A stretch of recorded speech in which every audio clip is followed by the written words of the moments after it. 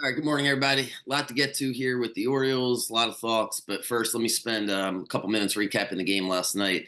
Celtics win fairly easily, but I want to pick up the game when it was 72-64, about halfway through the third quarter, because I feel like this is not to brag about what happened yesterday, because it really just doesn't matter. The game's over. The whole point of me doing this is not to tell you guys things that you already know. So everybody either watched the game or they've already seen the box score by the time they listen to me talk. And I just want to give my analysis and hopefully that it helps.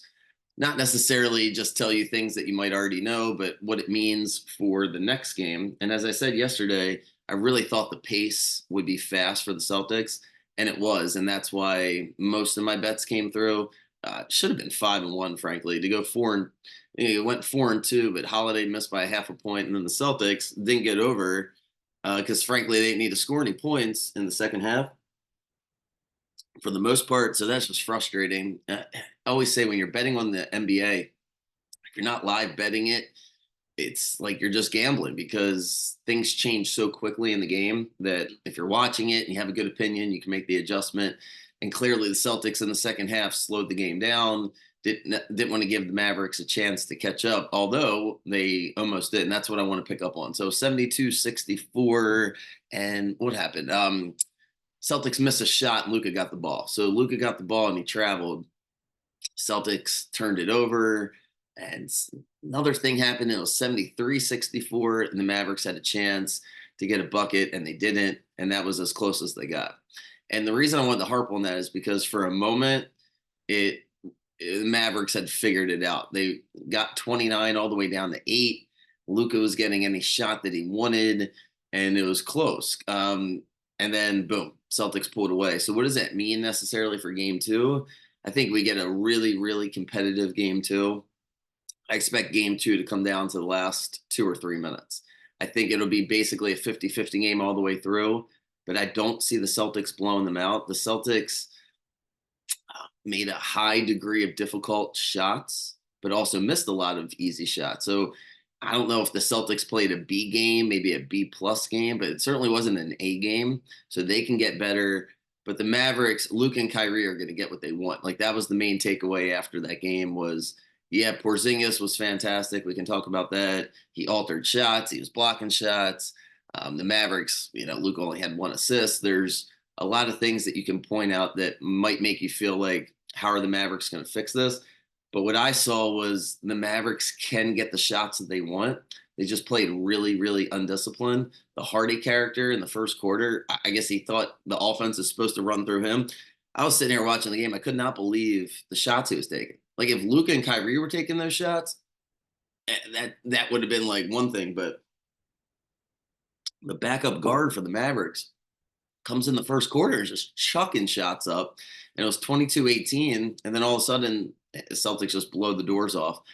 But again, they didn't make a lot of easy shots, the Celtics. I thought Tatum played terribly, just careless with the ball, settling for bad shots. So I came away from that game and I'm like, I don't really know. I feel like it'll be a tie game here with 3 or 4 minutes left on Sunday night.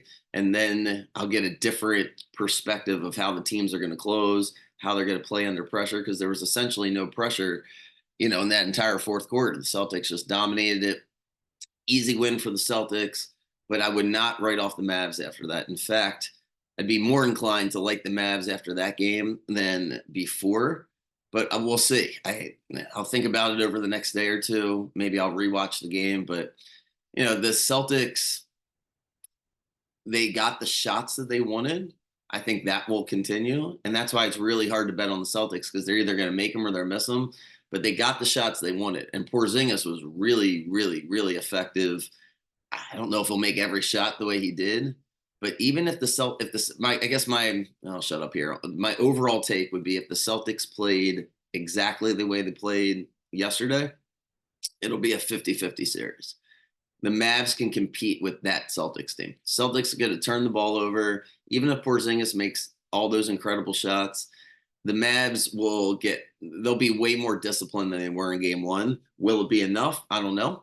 I guess we shall find out. I'll give my thoughts on that on Sunday, see what all the odds look like. But yeah, definitely happy with, my analysis of it because I expected the Celtics to come out fast, and man, they get those shots up really fast. There's one shot in the corner, Hauser shot, where they showed the replay. Ball's like in his hands for a half a second, and he just gets it up, and they go in. And the Celtics, they built the perfect team for what they have, right? Like their best players, Tatum and Brown. I'm not even sure they're quite top 10 players. Like I really disappointed in Tatum. I don't know if he'll fix it by next game, but it's just like lazy basketball, very lazy turnovers. The one turnover, he like got a rebound off a free throw and just like lobbed it up, and then Kyrie saved it, and that led to a Luka layup. Just I don't know. Came away from that game thinking, uh, is this Celtics team really built to win the championship? Because they should have not let Dallas get all the way back to 8. I thought that was dangerous. And then Dallas, are they disciplined enough to win? Just not great basketball. I guess the headline is the NBA.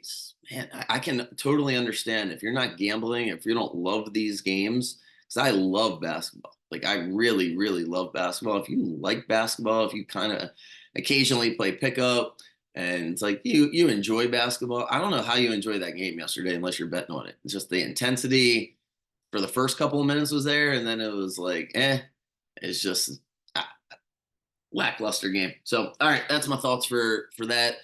Let's move on because I gotta, man, there's so many different things here with the Orioles that what I wanted to focus on.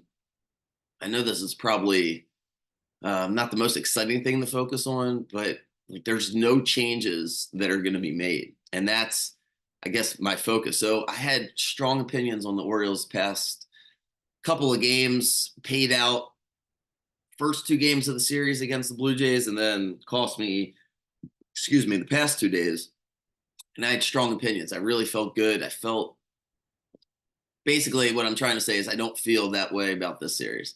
I have no idea what the hell is going to happen in this series. I feel like the Orioles are kind of on the brink right now of figuring out where the season's going to go because everything is moving in a negative direction. You can just feel it. The Yankees are Soto getting hurt yesterday is a little bit of a blessing in disguise. They have to play a tough 9-game stretch here before we play them again, but they win every night. We're down 4.5 games. Means is done. Wells is done. Seems like there's constant debate and argument and frustration on the lineup every single night. I know I was frustrated with the Suarez decision the other day. There's always questions looming around Hyde. Roles aren't quite defined.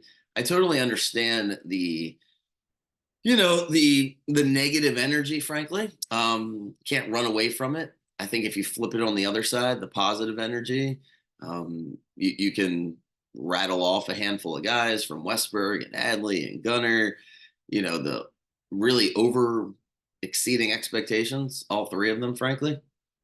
Adley's just been on a tear, hits 2 home runs yesterday. Hearn gets Santander, looks like he's getting his swing back. Norby's up. They got tons of guys. So you can spin it that way. But to be honest, when I'm thinking about it, I'm leaning more towards the first way. Like it feels like a tough spot. And I say that to say, from a gambling, you have to separate being a gambler and being an Orioles fan because I want the Orioles to win every night. But I don't think I can bet the Orioles money line any of these 4 games. I'm not. I just don't feel great. I hope I'm wrong. I hope they win all 4 games, but it's going to be tough. It's going to be grimy.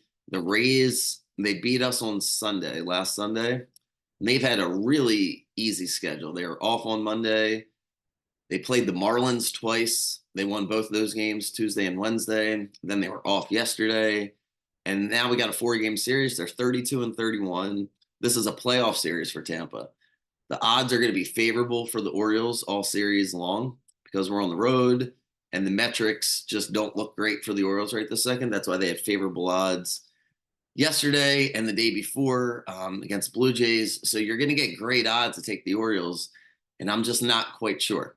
Maybe I'll feel better come Sunday or Monday, but tonight with Irvin pitching, the Rays are going to work the count. I don't know exactly if Bradish is going to pitch this series. So there's a lot up in the air here. So I'll certainly root them in. I hope we win these games. But from a gambling perspective, I might have a significant less amount of bets this weekend. And so I wanted to explain that. My thoughts on Povich. A little bit mixed here. I thought he lacked a lot of confidence. The way he was throwing those fastballs, working the outside part of the plate, and his overall demeanor, I thought just didn't have the type of confidence that I felt Grayson had when he first came up. He's obviously got to fill out. Very skinny, doesn't have a presence up there. I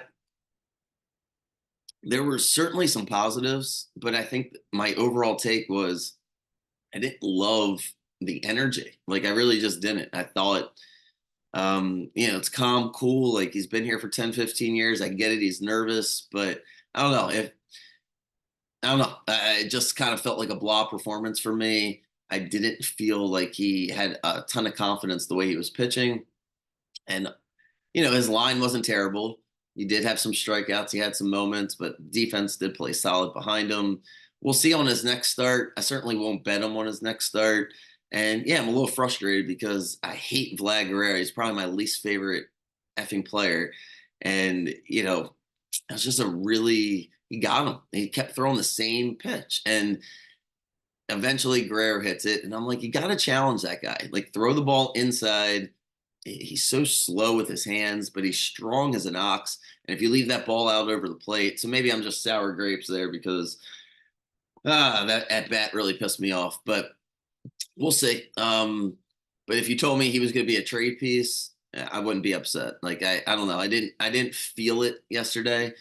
Try not to be too hard on him. I know it was his first start. It's in a different country, all that jazz. But yeah, something about Grayson's first start made me feel way more confident. And Grant, he is a much higher prospect than Povich. So all right, well, that wasn't great. As I threw him just I don't know, it's just how I naturally feel about it. I don't whatever. All right. Anyway, let's see. What we got? Orioles Rays tonight. Yeah, I'll wait to see what the lineup looks like. I think that pretty much covers it. Obviously, a frustrating past 2 days with my record. O'Hearn makes it better. The home run.